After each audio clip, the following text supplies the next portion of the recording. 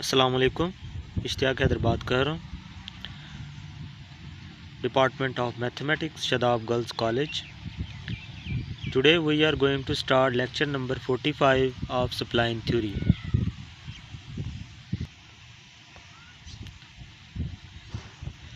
जी, तो उम्मीद है कि आप लोग खैरियत से होंगे। आज हम चैप्टर नंबर 4 को वाइंड अप करेंगे और इस चैप्टर का last topic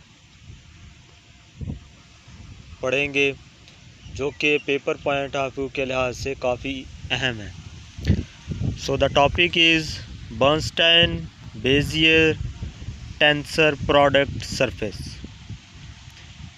which is also known as BB patch. जी, तो बर्नस्टाइन बेजियर को हम कैसे शो करवा सकते हैं टेंसर प्रोडक्ट सरफेस में, तो आज हम इस लेक्चर में ये सीखेंगे। सो आइए देखिएगा, बहुत ही आसान है बर्नस्टाइन बेजियर को टेंसर प्रोडक्ट सरफेस में शो करवाना। सो ये किस तरह से शो होगा, let's see. Consider a Bernstein Bezier cubic form as p theta is equal to 1 minus theta whole cube b naught plus 3 into 1 minus theta whole square theta b1 plus 3 into 1 minus theta into theta square b2 plus theta cube into b3 theta belongs to 0 and 1 and ये तो हो गया हमारे पास base function theta के लिए। अगर हमारे पास एक डिफरेंट बेस फंक्शन मौजूद हो तो उसको अगर हम डिफ़ाइन करें फाई के साथ, तो वो उसके लिए बर्नस्टाइन बेजियर की क्यूबिक फॉर्म कैसे लिखी जाएगी, वो आ जाएगी हमारे पास p asterisk phi is equal to 1 minus phi whole cube b naught plus 3 into 1 minus five whole square b1 plus 3 into 1 minus five square into b2 and five cube into b3 and also five will belongs to 0 1। जी, तो ये हो गया हमारे पास दो different basis function के लिए Bernstein Bezier की क्यूबिक फॉर्म।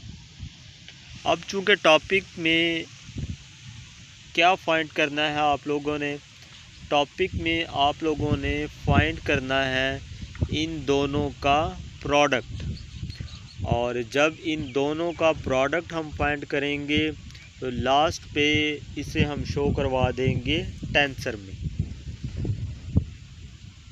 सो सबसे पहला आपका काम क्या होगा, इन दोनों का प्रोडक्ट फाइंड करना।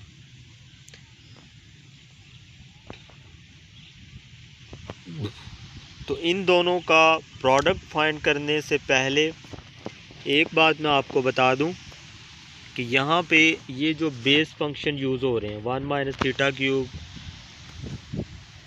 सेकंड, थर्ड और फोर्थ वाला, जब हम इनका प्रोडक्ट फाइंड करेंगे तो हम यूज़ करेंगे इनकी जनरल नोटेशन। जनरल नोटेशन अगर आपको याद हो तो वो क्या थी कि बी आई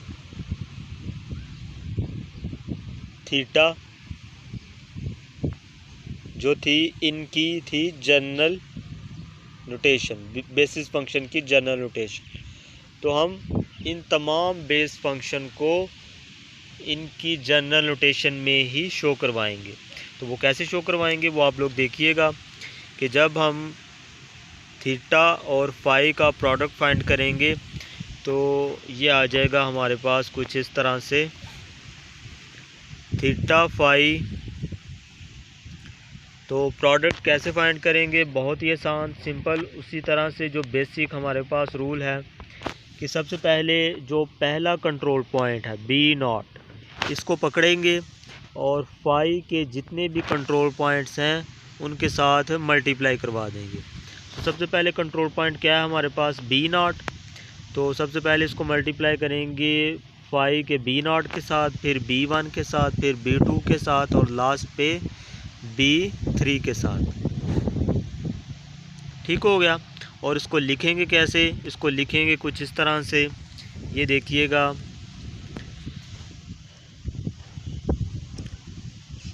इसको लिखेंगे क्योंकि हमारे पास अभी बेस फंक्शन था, पहला बेस फंक्शन था। तो इसको लिखेंगे, इनके कंट्रोल पॉइंट्स को पहले डिस्कस कर लेते हैं। सबसे पहले कंट्रोल पॉइंट्स आ जाएगा हमारे पास B00, दूसरा आ जाएगा B01, तीसरा आ जाएगा B02 और लास्ट वाला आ जाएगा B03। इसके साथ जो बेसिस फंक्शन है वो किस तरह से आएंगे, यहाँ पे देखिएगा कि ये वाला जो B0 के साथ बेस फंक्शन है ये इस वक्त किस पोजीशन पे मौजूद है। तो ये इस वक्त 0th पोजीशन पे मौजूद है। तो इसके लिए फिर हमारे पास जो जनरल बेस फंक्शन होगा वो क्या यूज़ करेंगे, B0 थीटा।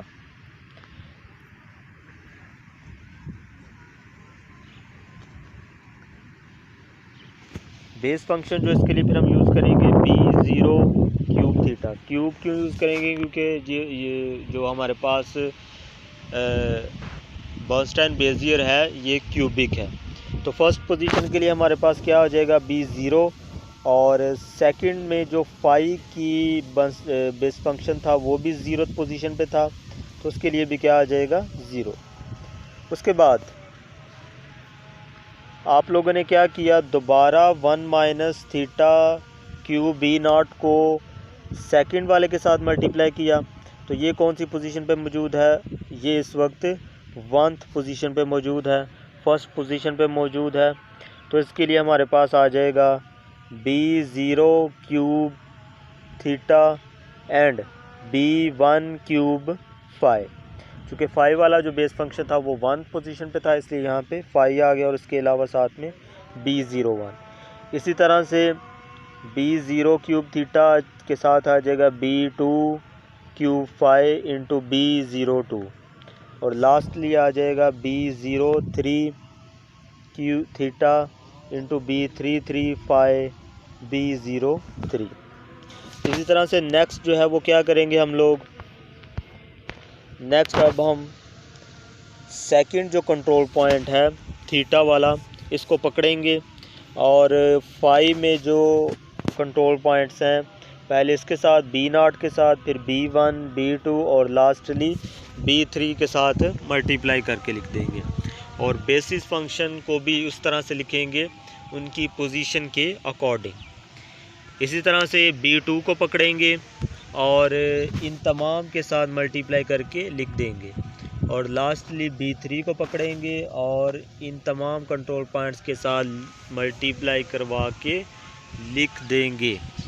ठीक हो गया। उसके बाद इन तमाम को मल्टीप्लाई करने के बाद हमारे पास कुछ इस तरह से जो है वो कंट्रोल पॉइंट्स और उनके साथ बेसिस फंक्शन आ जाएंगे। जी, तो जब इन तमाम बेसिस फंक्शन और कंट्रोल पॉइंट्स को हम टेंसर की फॉर्म में रिप्रेजेंट करना चाहेंगे तो कुछ इस तरह से आ जाएगा कि यहाँ पे अगर आप लोग गौर करें तो ये तमाम बेस फंक्शन जो हैं वो काउंट करें उनको तो वो हमारे पास बनते हैं 16। तो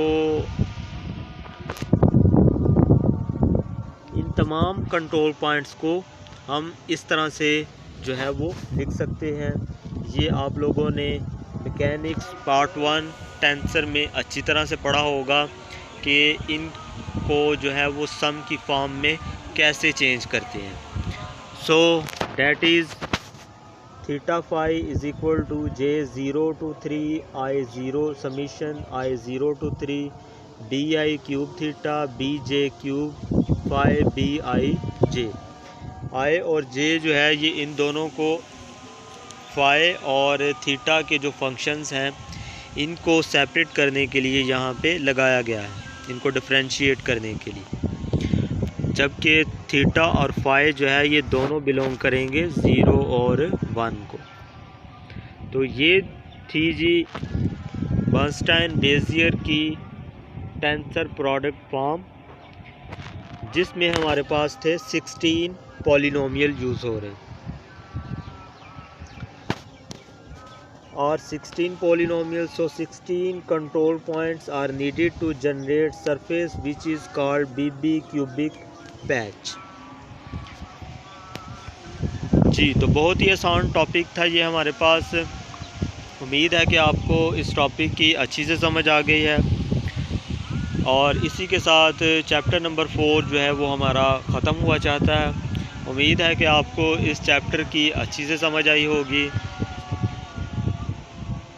और इसके अलावा चैप्टर शुरू होने से पहले मैंने आपको बताया था कि इस चैप्टर में से जो है वो एग्ज़ाम्स में आपको आलमोस्ट 40 मार्क्स के क्वेश्चंस आएंगे। तो इस चैप्टर को आप लोगों ने बहुत ही अच्छी तरह से प्रिपेयर करना है। इंशाल्लाह नेक्स्ट लेक्चर में हम चैप्टर नंबर 5 स्टार्ट करेंगे, बी सप्लाइन।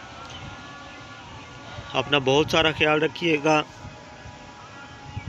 दुआओं में याद रखिएगा। अल्लाह आपका हामी व नासिर हो।